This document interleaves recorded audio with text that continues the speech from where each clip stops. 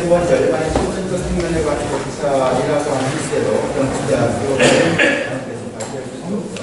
논평을 울산대학교의 김진호 교수님과 서울교육대학원대학교의 이승원 선생님께서 해주시겠습니다.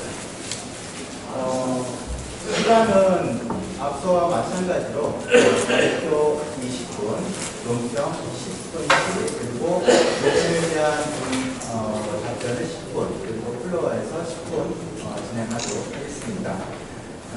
앞서와는 좀 달리 부드럽고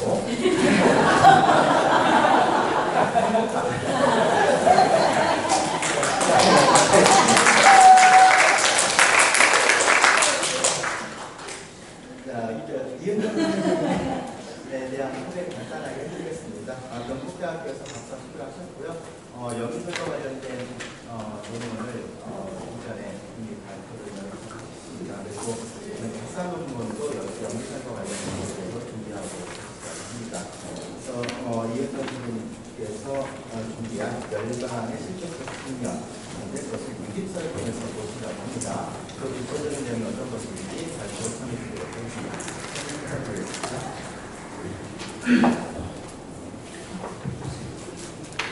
안녕하십니까, 이은정입니다. 반갑습니다.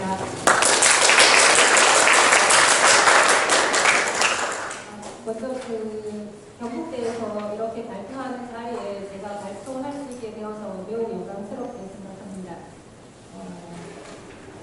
본문을 중간중간 읽으면서 설명하도록 하겠습니다.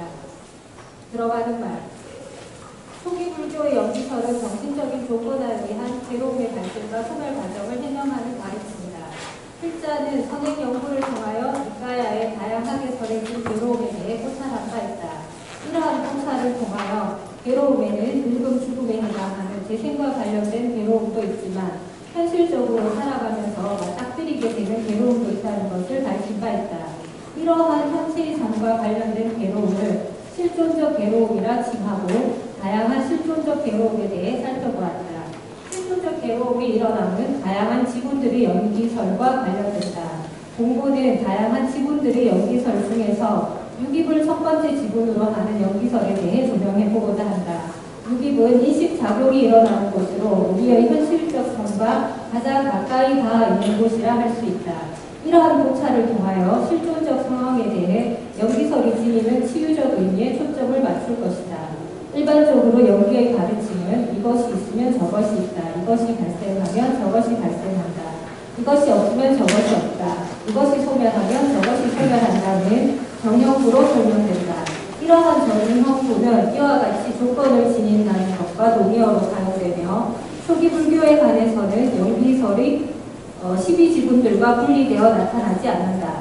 연기의 정형부는 야드 2장에 의해 한정되며 이어 12지분들 각각에만 제한되어 마무리된다.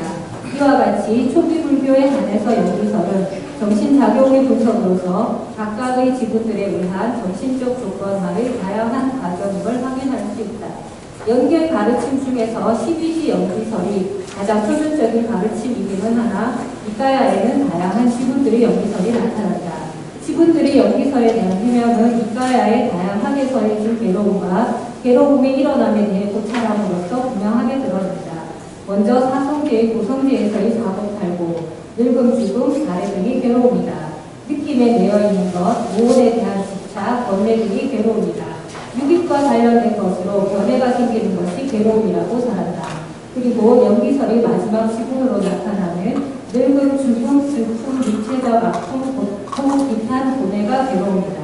요한슨에 따르면 늙음, 죽음, 슬픔, 육체적 아픔, 고통, 비탄, 고뇌를 늙음, 죽음과 슬픔, 육체적 아픔, 고통, 비난, 고뇌를 나누어서 늙음, 죽음은 재생과 관련된 괴로움으로 뒤에 문장은 허문으로 간단하게 말씀드리겠습니다.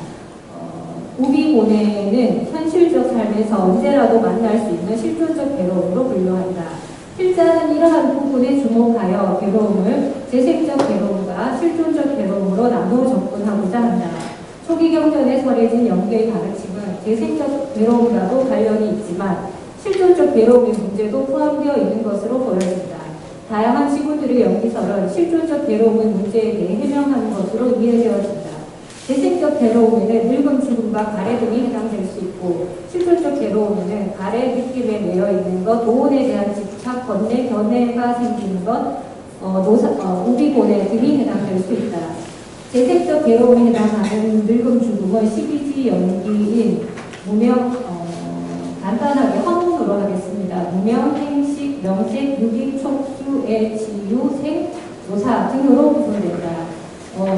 가래는 오지연기로 구성된다. 가래는 재생적 괴로움이기도 하면서 동시에 실존적 괴로움이기도 하다. 실존적 괴로움으로서의 가래는 십지연기인 가래, 추구, 어둠, 탐별, 욕망, 탐착, 검어짐, 인색, 수, 거짓말 등으로 구성된다. 느낌은 사지연기인 명색, 유기, 촉수, 촉은 오지연기인 생, 유, 취, 내, 수 등으로 오온에 대한 것을 오지연기인 오온의 각각의 즐김, 취, 유, 생, 노사 등으로 구성된다. 번뇌는 두 가지로 나뉘어져 무명의 번뇌는 12지 연기로, 감각적 욕망의 번뇌와 존재 번뇌는 오지 연기로 구성된다. 유기과 관련된 견해는 팔지 연기 등으로 구성된다. 본고는 이들 선행 연구 중 유기과 관련하여 견해 발생 문제를 다루는 팔지 연기에 초점을 맞추고자 한다. 앞서 설명한 것은 제가 앞서 두 번의 논문을 발표했는 내용을 아주 간략하게 일단 정리해 놓은 것입니다. 유기를 첫 번째 지분으로 하는 연기설은 우리의 인식작용에 대한 과정을 설명한다. 이와 같은 방식으로 세상은 일어남과 견해의 발생 등을 해명한다. 필자 이해에 따르면 견해 등은 실존적 괴로움으로 분류될 수 있다. 견해 등이 발생하는 과정과 지각, 생각, 망상이 발생하는 과정 등은 밀접한 관련성이 있다. 다양하게 설해진 괴로움에 대해 알아야 하는 이유는 괴로움이 발생하는 곳이 바로 괴로움이 소멸하는 곳이기 때문이다. 괴로움에 대해 있는 그대로 가는 반야로 볼 때 그 괴로움에서 벗어날 수 있다. 괴로움이 발생한 바로 그곳은 지혜를 얻을 수도 있는 이중적인 이상을 지닌다. 따라서 인식작용의 과정에 맞추어 괴로움의 소멸 과정에 대해서도 함께 살펴볼 필요가 있다. 괴로움의 소멸이 지니는 치유적 의미가 그것이다. 눈등과 시각, 대상 등의 6장소를 무상고 무아로 보는 것은 열반에 적합한 실천행으로 언급된다. 따라서 앞서 논의의 연결선상에서 실존적 측면에서 열반은 어떠한 이상을 가지는지를 검토하고자 한다. 필자는 초기 불교에서 설해진 연기설이 재생적 괴로움과 더불어 현실에서 언제라도 만날 수 있는 여러 괴로움들에 대해서도 깊은 가르침을 주고 있다고 생각한다. 괴로움이 해소된 열반 또한 실존적인 측면에서 경험적이고 심리적인 상황으로 볼 수 있으며 이러한 열반은 결코 우리의 삶과 분리되지 않았을 것이다. 조건 지어진 것들은 괴로움이며 이러한 괴로움들을 있는 그대로 아는 것이 열반이다. 유기를 첫 번째 지분으로 하는 연계의 가르침은 실존적 측면에서 바라본 열반을 설명해 줄 수 있다. 이것은 지금 이 순간의 삶 속에서 실현해 나갈 수 있는 가르침으로서의 가능성을 제시한다고 할 수 있다. 2장 괴로움의 발생 측면에서도 유기과 지각. 지금 페이지를 넘겨서 124쪽 두 번째 문단 읽겠습니다. 유기물 12지 연기설에서 명색을 조건으로 하여 발생하고 초부의 조건이 되는 지분으로 인간의 감각기관에 해당하는 6장소로서 눈, 귀, 코, 혀, 몸, 마음 기능의 장소 등이다. 페이지를 넘겨서 125쪽 첫 번째 줄 눈 등과 시각 대상 등이 만나서 눈에 의한 의식 등이 일어나는 것은 인간의 인식작용이 발생하는 과정을 설명하는 것으로 볼 수 있다. 이와 같은 방식으로 세상의 일어남이 전해지며 세상은 눈과 시각 대상 등으로 경험 세계에 존재하는 모든 것에 해당한다. 실존적 토대로서 인간의 경험이 지니는 한계와 알의 범위를 분명하게 드러내는 것으로 볼 수 있다. 경험 세계 넘어 견해에 대해서 잘 설해진 경우로 법망경에는 형이상학적 세계관이 62가지로 나타나는데 모든 견해의 발생이 6장소를 통해 일어나는 것으로 묘사된다.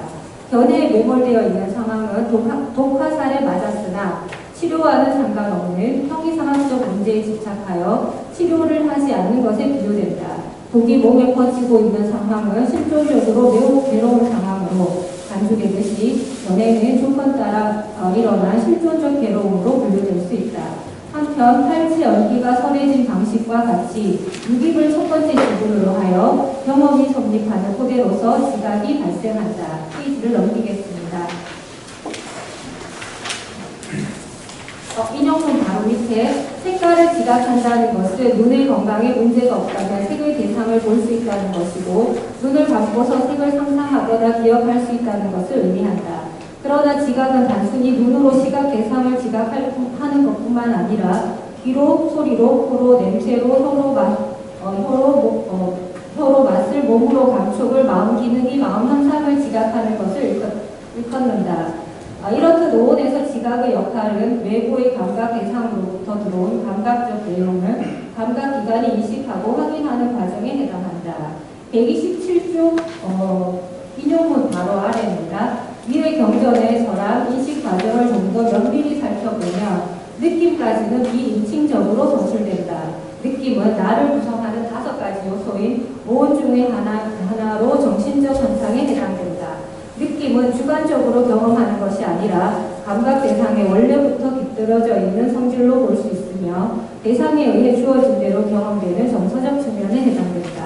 비인칭적으로 서술된 느낌 이후 지각한다는 의미를 지닌 산자나띠는 3인칭 단수형으로 기술되어 있다. 이러한 점은 지각에서부터 나라는 주체가 개입되어 인식의 과정으로 들어간다는 것을 알 수 있다. 생각하는 그가 망상을 하게 되면 이제는 망상에 오염된 채로 과거, 미래, 현재의 눈으로 시각 대상을 보면서 망상에 오염된 지각과 관념이 발생하게 된다. 그리고 그 아래 문단에서 지각 부분 중간쯤입니다. 지각은 내부적 사물에 대한 직접적인 반응과 더불어 상상 혹은 기억될 때 내부의 주관적 이미지가 첨부될 수도 있다. 이러한 과정을 통하여 관념화 과정이 일어난다. 지각이 일어난 후 생각으로 진행되는데 생각은 개념적 자유 혹은 언어적 작용 등과 동등한 위상을 지닌다. 개념은 영속적인 언어와 사고로부터 일어난다. 언어는 변화하는 사물을 영속적인 개념으로 표현하는 수단이다. 언어로 표현된 개념은 시간 속에서 변화된 사물을 지시하지 못한다. 언어란 단지 편의적인 명칭일 뿐 언어 속에 실체가 있는 것이 아니다. 언어적 작용이 일어나는 생각이 확산되면서 인식작용의 마지막 단계인 망상으로 나아간다. 다음 이어서 읽겠습니다. 망상의 원어인 빠빵차는 꾸라와 빠자가 결합되어 확장, 발산, 다양화된 것 등을 의미한다. 망상은 생각에서 만들어진 개념이 더욱 확산되면서 조화로운 정신의 영역이 무너진 혼돈의 상태라고 할 수 있다. 망상은 다시 지각과 관념에 의한 관념에 영향을 미친다. 즉, 망상에 오염된 지각과 관념은 나라는 주체가 개입된 채로 언어적 과정을 지나면서 관념적으로 확산되어진다. 이와 같은 방식으로 설명된 개념은 글에 의한 묘사, 이름, 가설 등 언어적 작용이 더욱 확대되어 굳어진 것으로 볼 수 있다. 인도의 바라문 전통에서의 언어는 식격화되어 중국적 실제의 브라만과 동일시된다. 베다라는 언어는 영구 불변한 것이고 절대적 진리의 근원으로서 그 말과 의미는 누구에게나 인식될 수 있는 것이 아니다. 베다는 술기로서 들려진 것, 즉 계시된 것이라 할 수 있다. 이렇듯 베다의 말은 곧 신성한 언어이자 신들의 언어로서 존재한다. 궁극적 실제와 동일시된 언어는 영원성과 직결되고 고정화됨으로써 신성시된다. 그러나 언어는 대상을 인식하는 감각기관의 한계로 인해 그 언어가 지시하는 대상과는 다소 차이가 있는 상태로 형성된다. 또한 시간의 변화에 따라 변하는 대상을 구분하여 정확하게 지시하지 못한다. 북단은 이에 대한 부분을 명확하게 하였다. 그리고 좀 넘어가겠습니다. 이렇게 해서 2장은 외로움에 관련된 유기에 대한 내용을 설명을 하였고요. 3장에서부터는 제가 3장 제일 130쪽 제일 아래줄부터 읽겠습니다. 괴로움이 발생한 곳은 지혜를 얻을 수도 있는 이중적인 이상을 지닌다. 따라서 앞서 고찰한 인식작용의 과정에 맞추어 괴로움의 소멸 과정에 대해 알아보고자 한다. 눈 등의 시각 대상을 만날 때 마음에 드는 경우도 있고 마음에 들지 않는 경우도 있다. 눈이 시각 대상을 만날 때 원하는 대상만을 보고 원하는 대상을 보지 못할 경우 여섯 접촉 장소라는 지옥을 본다고 설한다. 세 줄 건너뛰어서요. 여섯 접촉의 장소에 대해 그것은 나의 것이 아니다. 그러한 나는 있지 않다. 그것은 나의 자아가 아니다라고 있는 그대로 다른 반야로 분명하게 본다면 괴로움을 끝낼 수 있다. 감각기관이 감각 대상을 만나 인식 과정이 발생하는 중에 나라는 주체관념이 들어서는 지점이 지각이 일어나는 곳이다. 지각은 괴로움의 뿌리이기에 철저하게 알아야 한다. 김준호 선생님에 따르면 지각은 오운 중의 하나로서 가치 판단적인 역할을 하며 성격과 집착을 낳게 하는 등의 부정적인 측면을 보이고 있다.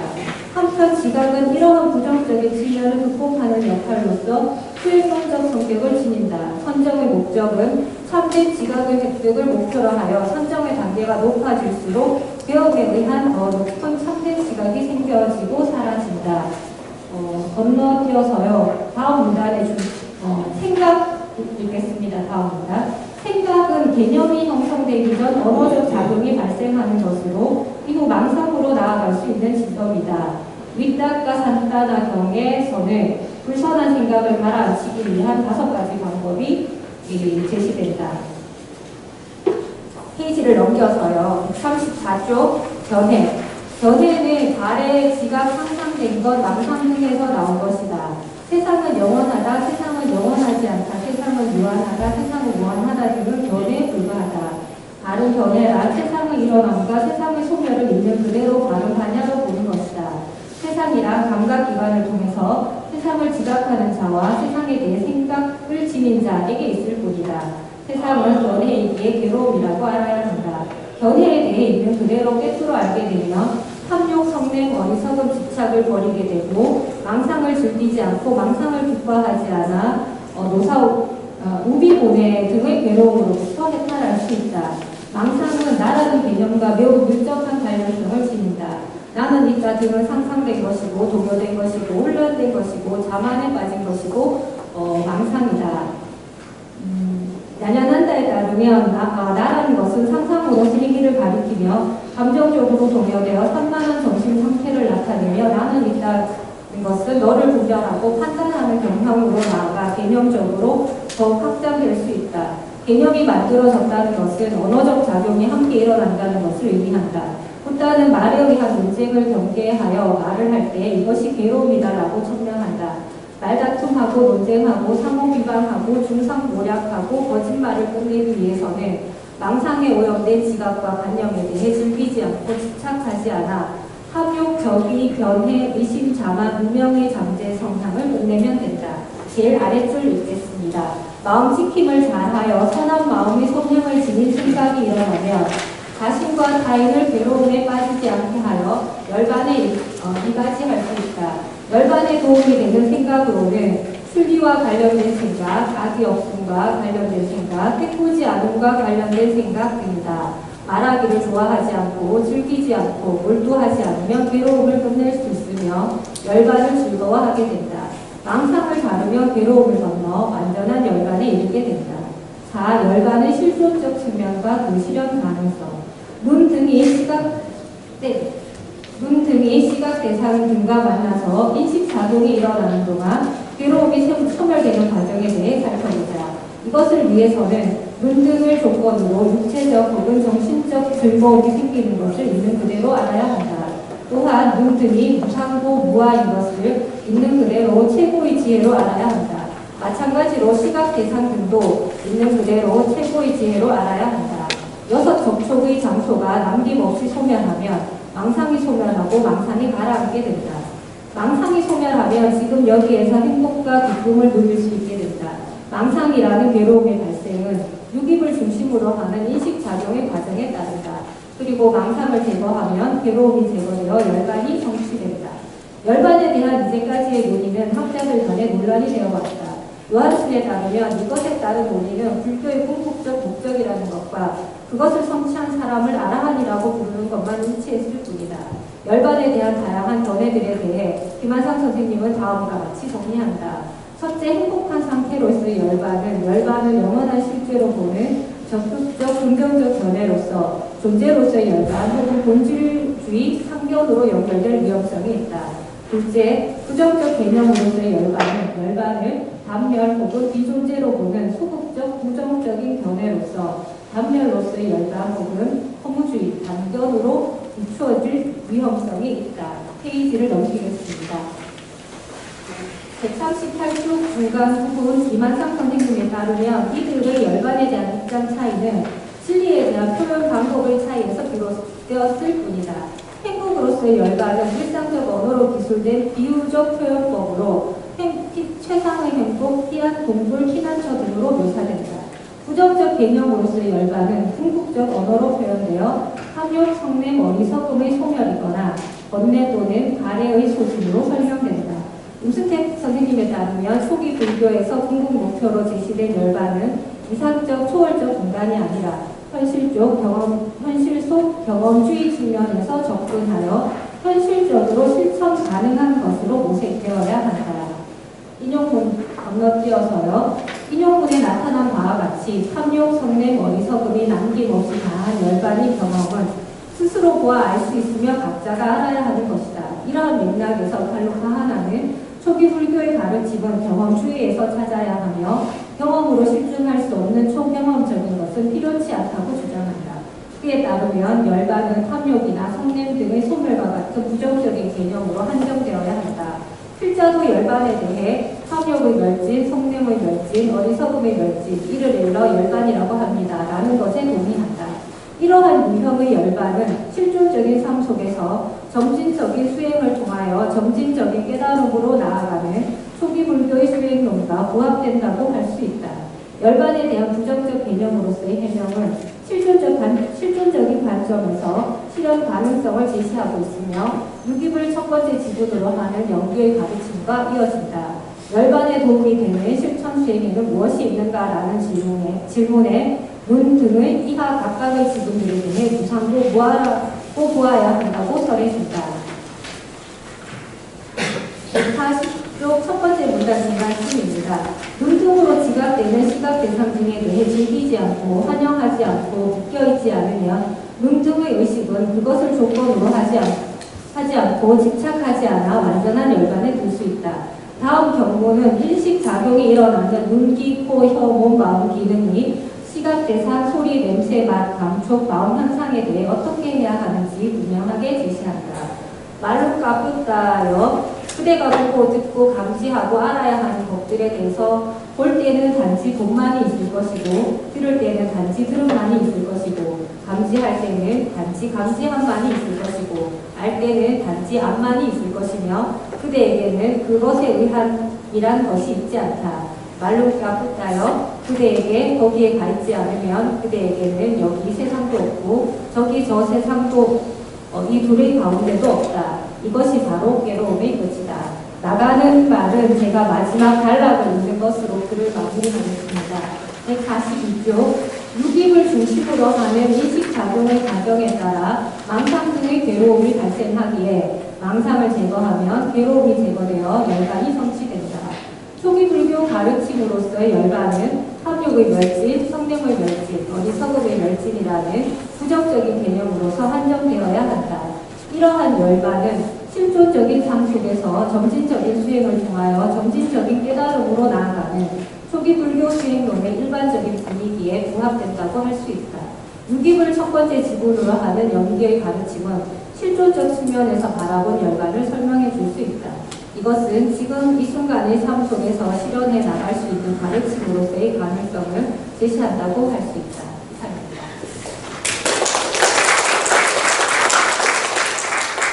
네, 24분 동안 발표해 주셨습니다. 정확하게 시간을 맞추는 것도 중요하긴 한데요. 발표자가 충분히 본인이 얘기하고자 하는 것을 간단하게 중요하지 않을까 싶습니다. 요직이라고 하는 개념을 토대로 해서 연기 그리고 보통 이라고 하는 키워드를 중심으로 해서 발표를 해주셨습니다. 이에 대한 논평을 발표하도록 하겠습니다. 김준호 선생님의 논평을 하겠습니다. 안녕하십니까. 김준호입니다. 아까 사회자께서 좀 부드럽게 하라고 하셔서 부드럽게 시작하도록 하겠습니다. 이 주제를 처음 만났을 때 되게 좀 반가웠습니다. 왜냐하면 유깁, 연기, 그다음 열반 이런 문제가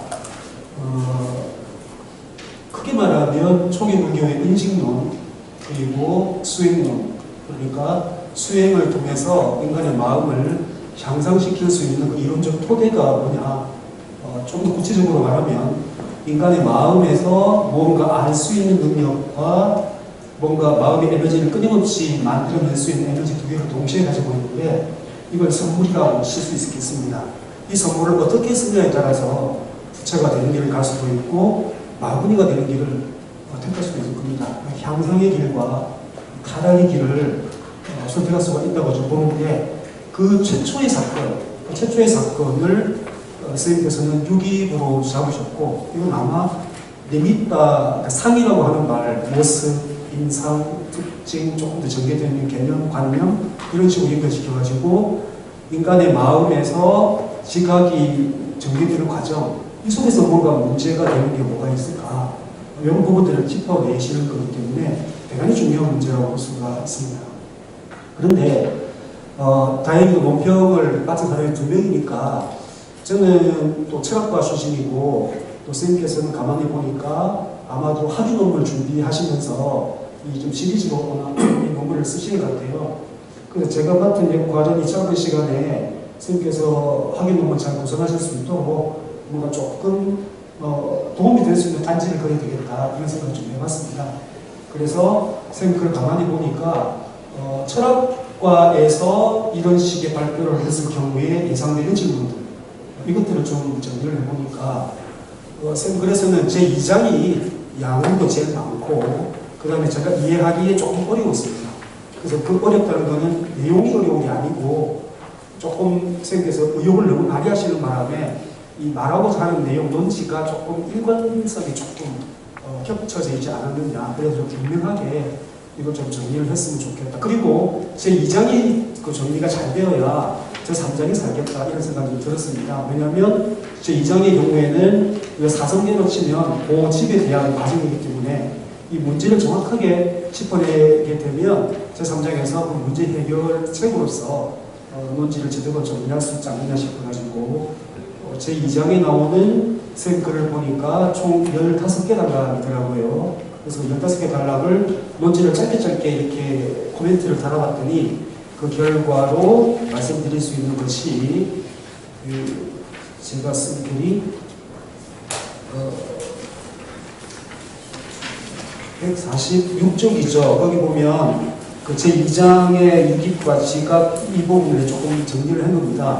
이렇게 보게 되면 하나 조금 걱정되는 거는 유깁설에서 탈지 연기를 도입을 해서 시작으로 했다면, 우리가 얼핏 생각에는 유깁 촉수에 넘어가니까 느낌과 가래 문제로 해서 이런 측면을 흘러야 싶거든요. 그런데 선생님께서는 망상을 키워드로 해가지고 견해의 문제를 이렇게 짚어가셨습니다.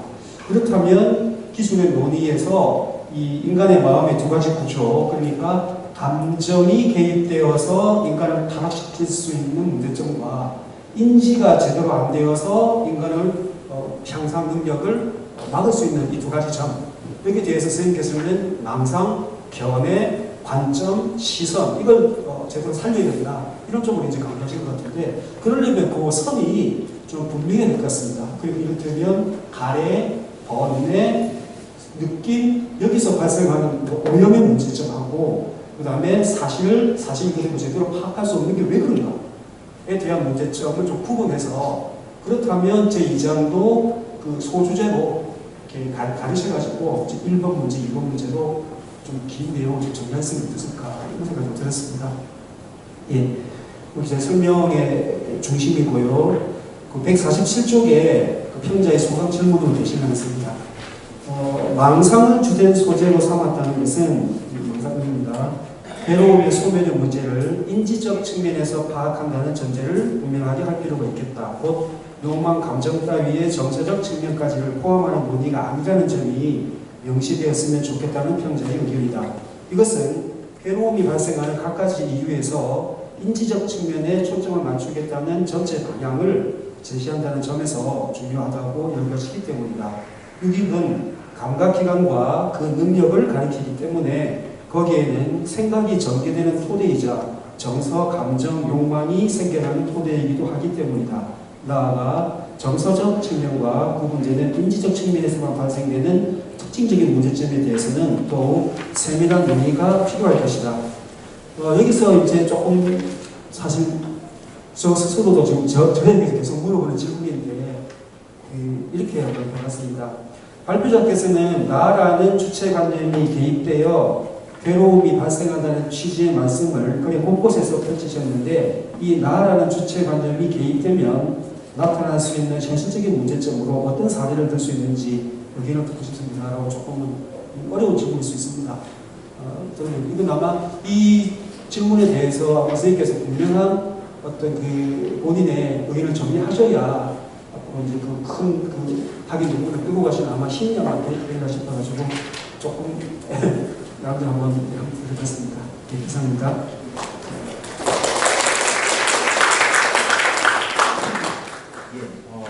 정말 애정가득 한 논평을 해주셨습니다.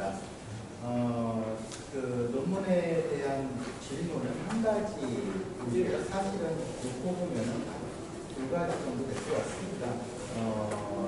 인지적 측면을 중심으로 해서 개론의 수면 문제를 다루고 있는데 여기에서 감정과 관련된 정서 측면을 좀 구별할 수 있는 분명한 내용들이 좀 필요하지 않을까라고 하는 생각이 들면서 이 부분에 대해서 간단하게 답변해 주시면 감사하겠고요. 그리고 불교라고 하는 철학책의 수행체계가 결국 삶 속에서 기능해야 되는데 그런 측면에서 본다면은 좀 우리 나라고 하는 주체관념을 갖고 있는 현실적인 측면에서 적용될 수 있는 주체적인 사례 이런 것들을 좀 말씀해 주셨으면 좋겠다라고 하는 취지의 논평일 것 같습니다. 이순원 선생님의 논평까지 듣고 답변을 드리도록 하겠습니다. 이순원 선생님의 논평 부탁드리겠습니다. 네, 안녕하세요. 이수연입니다. 저도 사실은 이은정 선생님 논문을 다 보고 나서 정말 여러 차례 읽어봤었습니다. 읽으면서 저 스스로의 이 무지와 그동안의 게으름을 참 많이 한탄을 했었는데 앞에 논평하신 분들이 수십 번 읽어보셨다고 하셔서 나만 그런 건 아니구나 약간 좀 안심을 했었고요. 논평문을 읽으면서 대체하도록 하겠습니다. 이은정 선생님은 이하 발표자로 대신하겠습니다. 두 편의 선행연구를 통해서 초기불교의 연기설이 사물의 법칙성이 아닌 정신적 조건화 과정을 해명하는 것이며 재생적 실존적 측면에서 괴로움의 발생과 소멸을 설명하고 있음을 논의한 바 있습니다. 특히 가래, 견해, 오온, 느낌, 번뇌를 실존적 괴로움으로 보고 이러한 실존적 괴로움들을 소멸시킬 수 있다면 바로 지금 괴로움에서 벗어날 수 있다고 이야기하고 계십니다. 이번 발표문은 그러한 논의의 연장선상에서 유깁설과 관련된 견해 발생 문제와 열반을 실존적 측면에서 다루고 계십니다. 발표자께서는 다양한 지분의 연기설이 실존적 괴로움 문제를 해명하는 것이라는 이해를 바탕으로 유깁을 첫 번째 지분으로 하는 팔찌 연기에 주목하고 계십니다. 발표자가 실존적 괴로움으로 분류한 견해 발생과 관련되며 지각, 생각, 망상 발생 과정과도 밀접한 관련성이 있기 때문입니다. 먼저 2장에서는 인식작용 과정으로서의 유깁을 비롯하여 견해, 느낌, 지각, 생각, 개념, 언어, 망상 등에 대해 설명한 뒤 나라는 견해는 유깁을 통한 인식 과정의 부산물로서 실존적 괴로움 상황임을 확인하고 계십니다. 이어서 3장에서는 괴로움의 소멸이라는 관점에서 유깁, 지각, 생각, 견해, 망상을 있는 그대로 분명히 보고 알아야 한다는 점을 강조하면서 망상을 자르면 완전한 열반에 이룰 수 있음을 확인하고 계십니다. 4장에서는 실존적 측면의 열반은 탐진치 소멸, 번뇌와 가래의 소진이며 유깁, 육식, 접촉, 느낌이 무상고 무아라고 보는 것이 열반에 도움되는 실천 수행임을 강조하고 계십니다. 이와 같은 논의 전개를 통해서 발표자께서는 유깁을 있는 그대로 바른 빤야로 봄, 무상의 관찰로 생긴 지각을 수행 대상으로 삼음, 삿띠를 잘함, 견해를 있는 그대로 꿰뚫어 암, 망상을 자름 이라고 하는 5가지를 괴로움을 제거하고 열반을 성취하는 방법이라고 결론을 내리고 계십니다. 2지 연기부터 12지 연기까지 니카야 안에서 다루어진 다양한 연기설을 수집 분류해서 연구해 오신 발표자분의 열정과 노고를 정말로 높이 사고 싶습니다. 이처럼 귀한 발표문에 제가 누를 끼치지는 않을까 하는 염려를 안고서 발표문을 읽으면서 느꼈던 소감과 4가지 질문을 통해서 발표문에 대한 이해를 높이는 배움의 시간을 얻고자 합니다. 질문을 이제 읽기 전에 한 가지 말씀드리면요. 논평문 원고가 서울에서 대구까지 내려오는 사이에 약간 자기도 바쁘고 몇 가지는 좀 사라지기도 했습니다. 그런 부분들은 제가 읽으면서 지적을 해드리도록 하겠습니다. 질문 첫 번째입니다. 발표문 123쪽 12번째 줄 각주 18번에 해당하는 내용입니다. 이러한 괴로움들을 있는 그대로 아는 것이 열반이다 라는 문장과 그에 해당하는 각주 18번 인용문에 이것을 있는 그대로 알고 나면 열반이 가장 큰 즐거움이다 라고 인용하셨는데 이 두 가지는 의미상 차이가 있다고 생각됩니다. 발표자께서 인용하신 김설이 역의 단맛바다는 물론이고 이라스님이 옮기신 단맛바다에서도 역시 사실 그대로 알면 열반은 최상의 행복이다 라고 번역하고 있습니다. 이 문제가 이번 발표문의 주요 논제에 결정적인 영향을 미치는 부분이 아니라 하더라도 오해의 소지가 있다는 점에서 정확한 확인이 필요할 것으로 생각됩니다.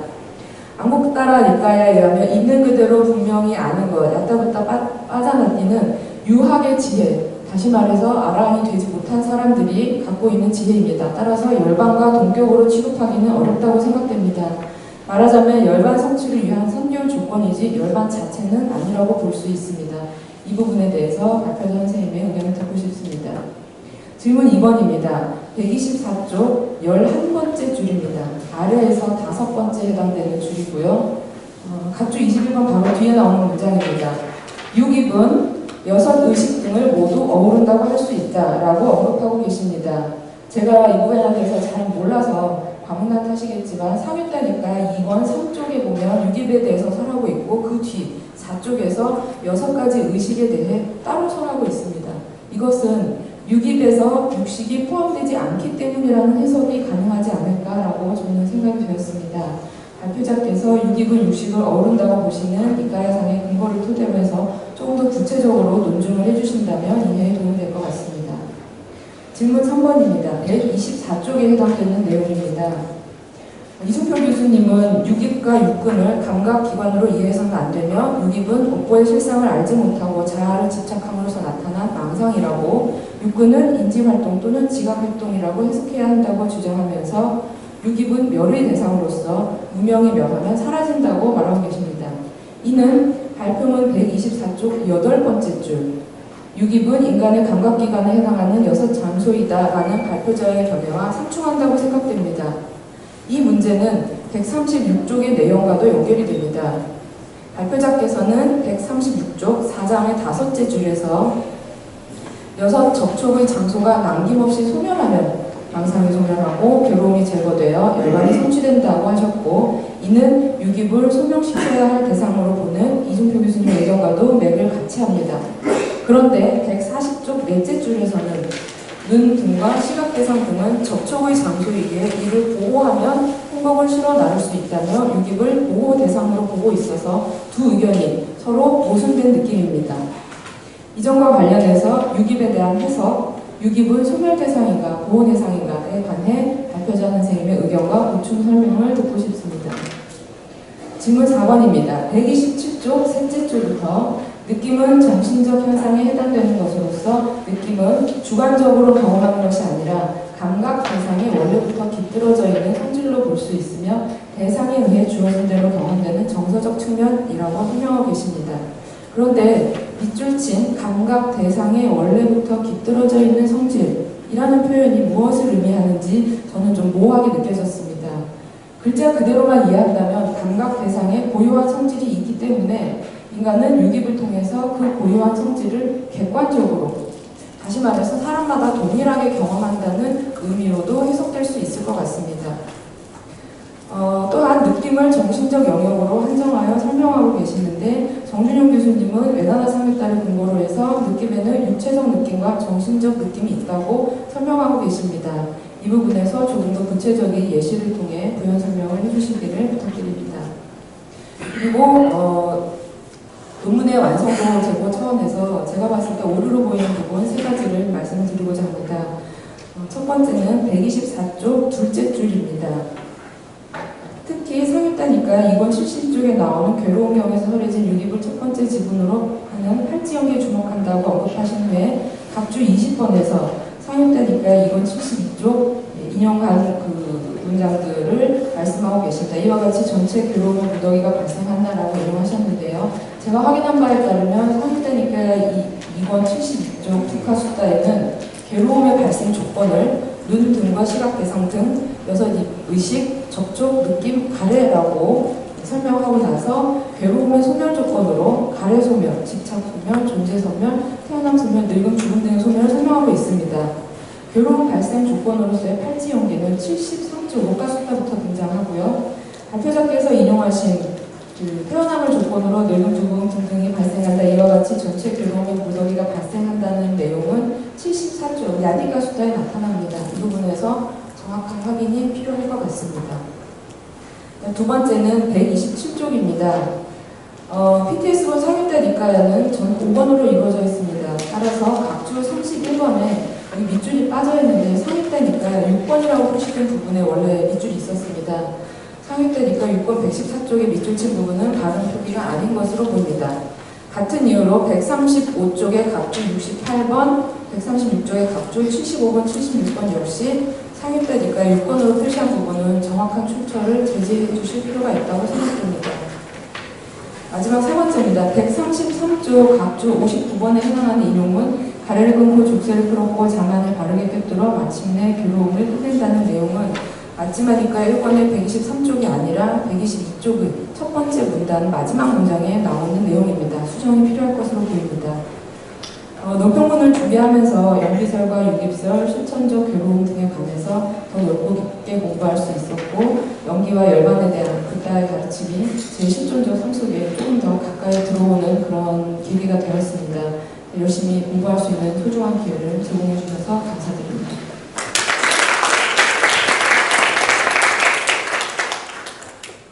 김준호 선생님은 논문 전체 구성과 관련돼서 홈페이지에 한글에서 제시해 주신 것 같고요. 김준호 선생님께서는 좀 세밀하게 논문을 꼼꼼하게 해주시고 박사께서 제기되시는 오류라든가 개념의 정의 문제라든가 또는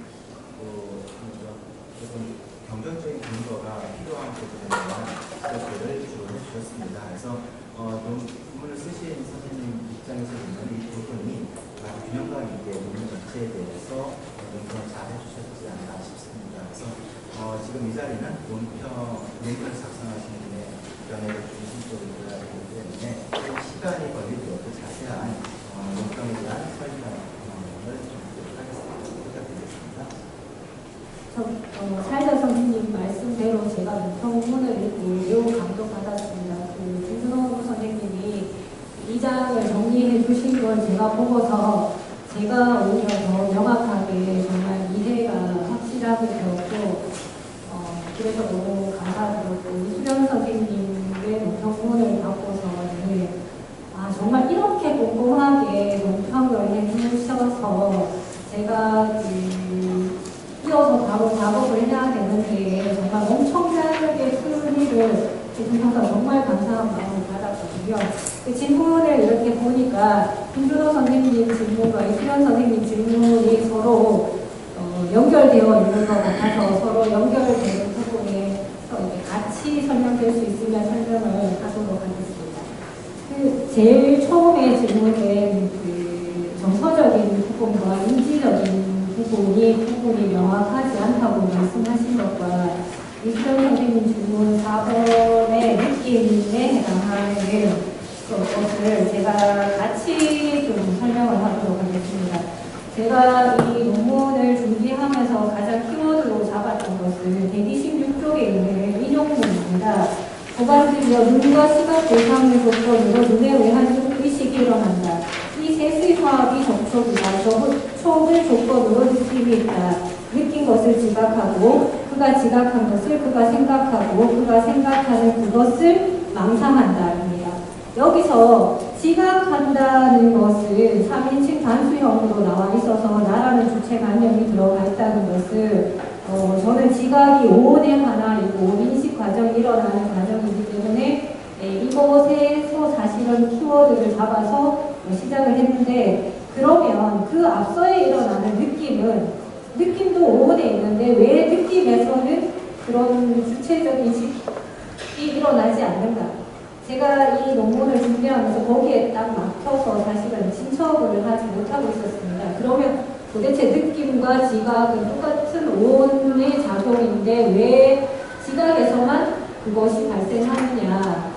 오래도록 고민을 하다가 제가 그 완승의 책을 좀 보고서 보고 또 경전을 봤어. 경전에서 이렇게 나와있는 부분이 있더라고요. 그 삼육자 니까야 4권에 있는데 제가 그 부분에 해당하는 것은 아마 본문에 안 나온 것 같아요. 보면은 눈으로 인식되는 시각 대상들이 있으니 원하고 좋아하고 마음에 들고 사람 싫었고 감각적 욕망을 시작하고 매혹적인 것들이 있다라고 되어 있는데 빨리어에서 보면 이 루빠와 뒤에 동명사들이 격이 일치되어서 나타나는 문장이 있더라고요. 그래서 제가 이 문장에서 좀 키워드를 얻어서 일단은 제가 지금 이해한 바에 따라서 느낌은 이런 성질이 있고 그래서 지각은 어떤 주체감염이 들어가는 것이 아닌가라고 이번 논문에서는 포인트를 잡았고요. 그런데 그 지각에서도 정서적인 작용이 분명히 일어나는 것이고 느낌도 우리가 정서적인 작용이 일어나는 부분이라는 것을 알고서 제가 다음 논문 주제로 잡은 것이 사실은 이제 느낌입니다. 말씀드렸듯이 제가 지금 이제 연기에 대해서 전체적으로 논문을 쓰고 지금 하나하나 지분으로 다시 세부 내용으로 논문을 쓰고 있는데 이번 논문은 지금 논문을 쓰면서 지금 이렇게 지금 논문에서 부족하게 나왔던 느낌에 대한 부분, 정서적인 부분이 후속 논문에서 제가 조금 더 연구를 진행하여서 발표할 수 있을 것으로 예상합니다.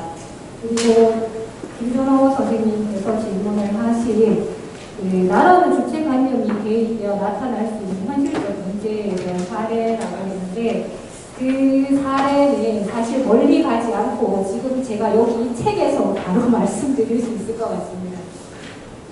사실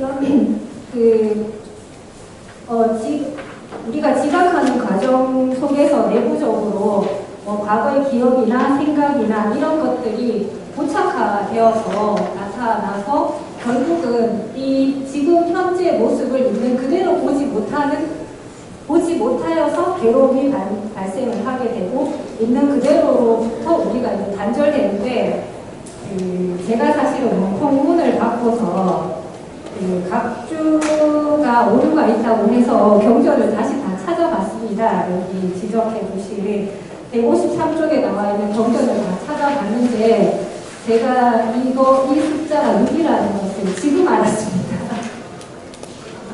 그러니까 저는 계속 그 숫자가 4라고 생각을 했거든요. 4라고 옮겨보았고 계속해서 저의 눈에는 그게 4로 보였고 논평문을 바꿔서도 선생님이 이제 5권까지 있는데 4권이라고 저는 이게 4자로 보였기 때문에 5권인데 4권으로 써놨다고 말씀을 하셨다라고 제가 이해를 했어요. 그래서 4권을 다 찾아보고 4권에 없어서 그래서 다시 5권을 제가 다시 다 찾아봤거든요. 그러니까 당연히 5권에도 없죠. 없으니까 제가 너무 황당한 게 제가 이거 논문을 쓰면서 경전을 따로 다 모아놓거든요. 경전된 거를 제 한글 파일에 다 모아놨는데 그 모아놓은 곳에도 이렇게 저는 제 눈에는 그게 4자로 보였으니까 이제 오류를 찾을 수가 없는 거예요. 그래서 이제 큰일 났다. 이거 말씀하신 이 감주는 다 빼야 되나 아니면 제가 이제 처음 작업할 때처럼 니까야 20권을 다 세워놓고 그리고 이제 요새는 검색 엔진이 잘 되어 있으니까 빨리 검색 엔진을 돌려서 시간을 좀 갖고 찾아야 되나 이렇게 말씀을 드려야 되겠다라고 생각을 하고 있었는데 읽으시면 6이라고 읽으시는 거예요. 그래서 정말 너무 깜짝 놀랐습니다. 이게 바로 바로 저의 그 유기에 대해서 있는 그대로 보지 못한 신분적 괴로움의 문제를 이 자리에서 제가 노출하게 되는 것 같습니다. 두 분 선생님의 공동 작업으로 제가 또 크게 깨달아서 정말 깜짝 놀랐어요. 이게 유기인지 꿈에도 몰랐어요. 그리고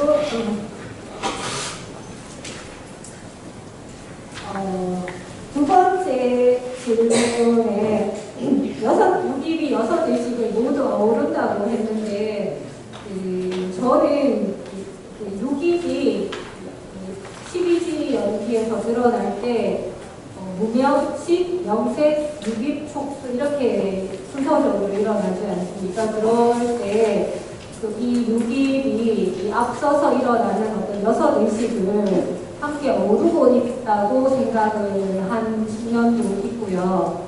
그리고 12지 연기설에서는 유기, 촉수 이렇게 바로 넘어가는데 지각을 설명하는 연기설에서는 안과 색과 식을 분리해서 지고 일어나고 그리고 이제 촉이 일어난다고 설명이 되어 있어서 좀 그런 부분에서 힌트를 얻어서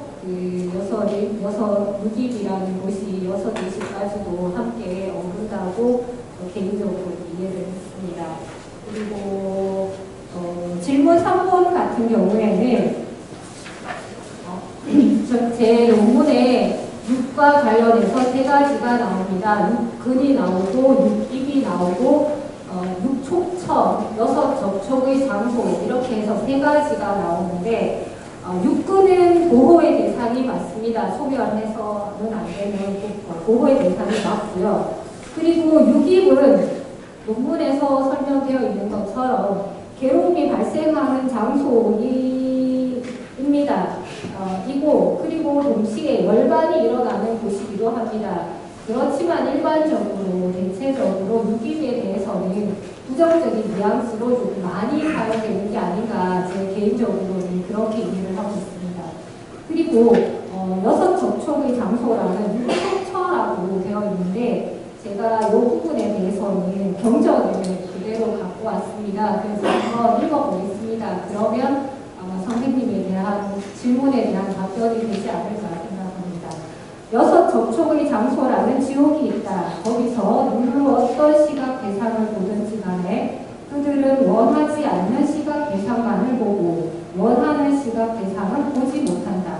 좋지 않은 시각 대상만을 보고 좋은 시각 대상은 보지 못한다. 마음에 들지 않는 시각 대상만을 보고 마음에 드는 시각 대상은 보지 못한다. 6접촉의 장소라는 천상을 본다. 거기서 오늘 어떤 시각 대상을 보든지 간에 그들은 원하는 시각 대상만을 보고 원하지 않는 시각 대상은 보지 못한다. 좋은 시각 대상만을 보고 좋지 못한 시각 대상은 보지 못한다. 마음에 드는 시각 대상만을 보고 마음에 들지 않는 시각 대상은 보지 못한다. 이 경전에 나와 있는 것처럼 육촉처 같은 경우에는 이 자체가 천국이 될 수도 있고 지옥이 될 수 있다라고 생각을 합니다. 그리고 가장 어려운 첫 번째 질문에 대해서 제가 답변을 하면요. 저도 이수련 선생님께서 말씀하시는 것에 공감을 합니다. 열반 성취를 위한 선별 조건이고 열반 자체는 아니라는 것은 공감을 하고요. 그렇다고 해서 열반이 있는 그대로라는 야타부tam을 배제하는 것은 아니라고 생각을 합니다. 그리고 저는 이번에 열반에 대해서 아주 심도 있는 공부를 사실은 하지를 못했습니다. 그래서 노평자 선생님께서 또 다른 의견이 있으시면 저에게도 한 말씀을 해주시면 제가 또 공부에 깊이를 더할 수 있지 않을까 생각합니다. 두분 노평자 선생님 너무 감사합니다. 감사합니다.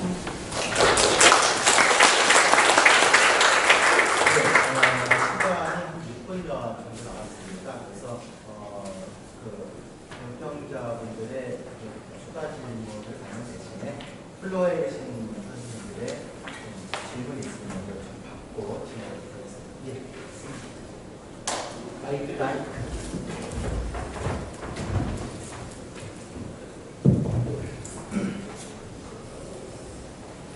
질문은 아니고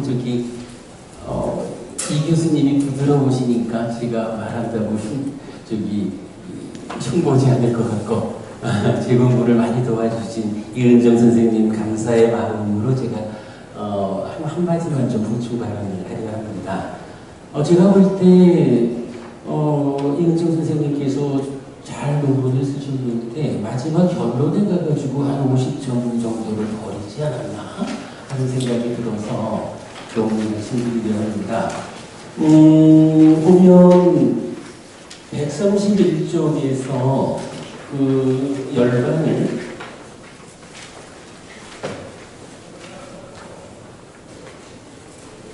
아니다. 131쪽이 아니네. 137쪽에서 보면 기만상은 다음과 같이 정리한다라고 해서 첫째 행복한 상태로서의 열반, 둘째 부정적 개념으로의 열반을 말하고 있어요. 그리고 이은정 선생님 결론에 가서 열반은 탐진치의 멸진이라는 부정적 개념으로 한정되어야 한다. 이렇게 여기 결론을 내주셨거든요. 그런데 이 부분은 죄송하지만 정말 절반은 열반에 대해서 어렵다 생각이 듭니다. 사실은 탐진치가 완전히 부서졌다라고 하는 그 상태가 어떤 상태냐 하면 행복의 상태이죠. 자, 이게요, 우리가 좀 눈여겨볼 게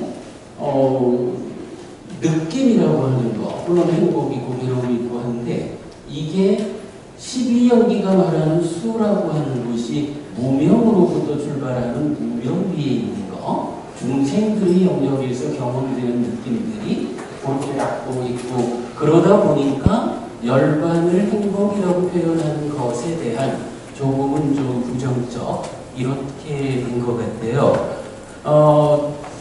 마지막이니까요 59번이 바후 외면화 수당 많은 느낌경이지요. 이 경의 마지막 부분을 제가 좀 소개해 드리겠습니다. 욕계부터 초선 이후 쭉 단계적으로 올라오면서 그러면 안 한다요. 무엇이 그 즐거움보다 더 훌륭하고 스승한 다른 즐거움인가? 안 한다요. 여기 비구는 비상 비비상처를 완전히 초월하고 성수묘를 성취하여 먹는다.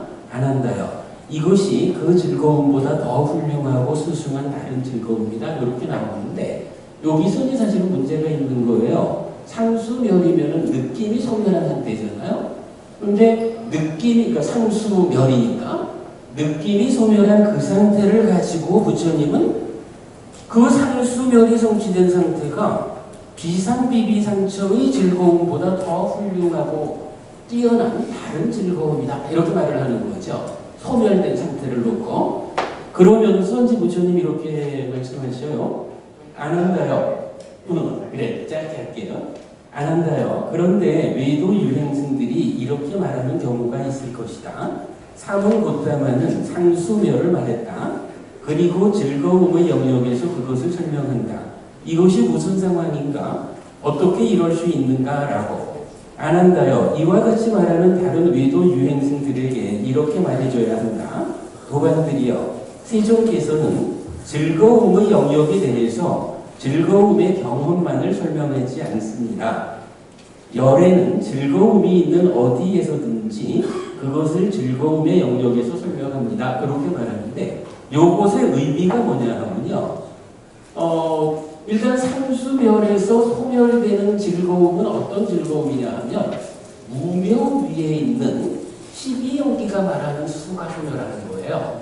그런데 부처님 여기서 어디에 있든지 그것을 즐거움의 영역에서 설명한다 라는 것은 즐거움이라는 것은 중생들의 영역에도 있고 중생을 넘어선 해탈된 자리, 열반의 그 자리에도 행복이 있는 거예요. 그래서 이제 시간이 없어서 알겠습니다. 그래서 제가 그럼 결론을 이렇게 짓게요. 우리 이은정 선생님께서 열반을 부정적 개념으로만 한정해야 한다라고 했는데 이 부분은 수정되어야 하겠다. 열반은 긍정적인 측면에서 바로 이렇게 수를 넘어선 중생의 영역을 넘어선 열반락으로의 행복이 있는 거예요. 예, 예, 거기까지만 하겠습니다. 미안합니다. 네, 지금 시간이 많이 되거든요. 혹시 다른 한 분 질문 있으신가요? 마지막 한 분만 더 질문 받도록 하겠습니다. 없으신가요? 그러면은 이 부분에 대해서 예, 오른쪽 교수님. 그래서 하겠습니다. 아직 목소리가 생겼습니다. 전환 대신할 너무 필요합니다. 잘 읽었습니다. 예, 제가 드리고 싶은 질문은요. 이제 논자께서 이 고통에 대해서 실제적 괴로움과 그다음에 재생적 괴로움으로 분류를 하셨어요. 물론 거기에 대한 어떤 심정적으로 공감합니다. 분류하면 여러 가지 문제를 회피할 수 있습니다.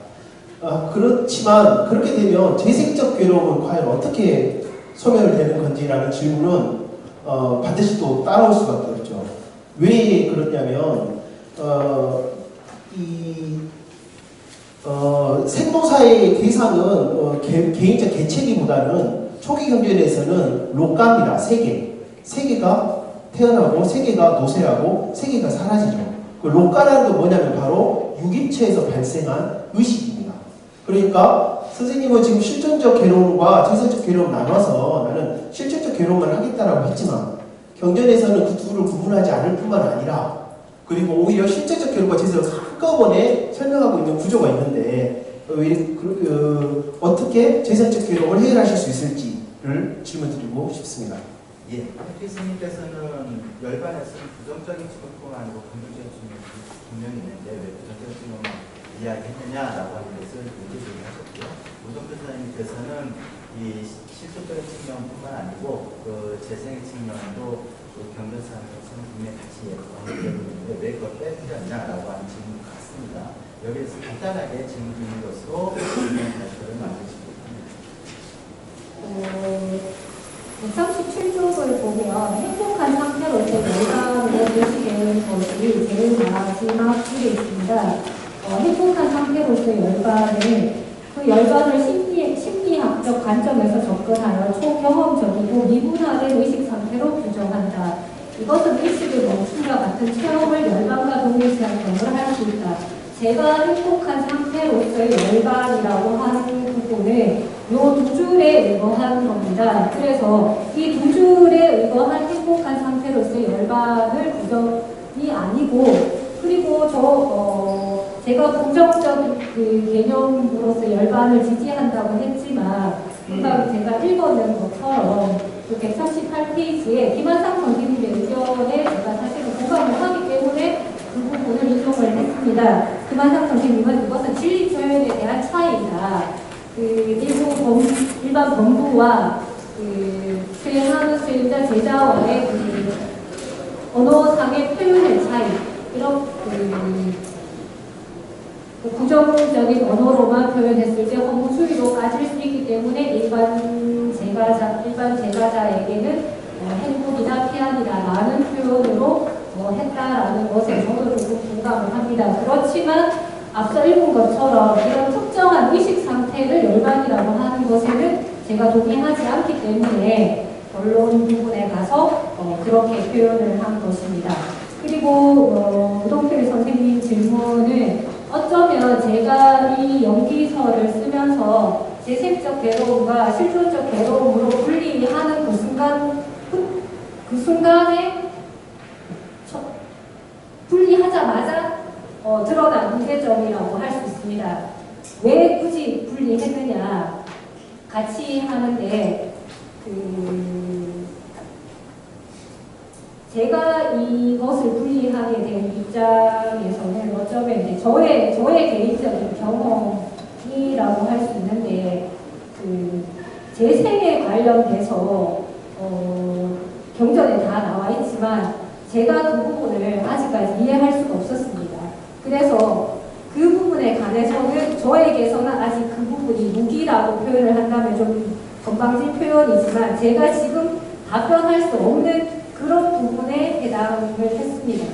그리고 제가 지금 공부하는 이 시점에서 제가 접근하고 제가 조금이라도 하나라도 알아갈 수 있는 부분은 어떤 실존적 괴로움의 측면이라는 부분에 한정해서 접근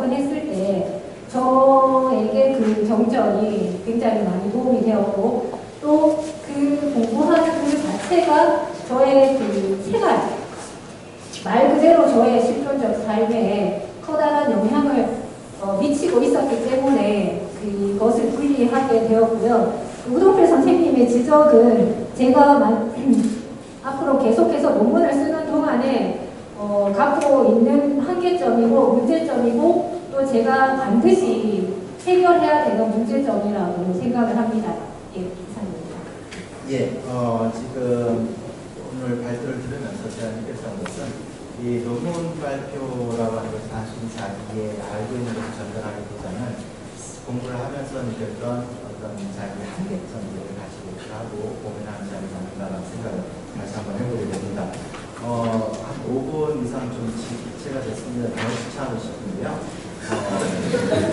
여러분께서 원하지 않는 것 같습니다. 그래서 조금 다음 시간에서 조금 더 지체하게 되면은 차를 놓치고 여기서 주무시고 가시는 분이 더 많을 것 같아요. 이왕 오셨으니 오늘 밤 대구에서 즐기고 이 세 분 발표와 논평을 맡으신 분 그리고 쿨러에서 질문해 주신 분 감사의 박수를 드리면서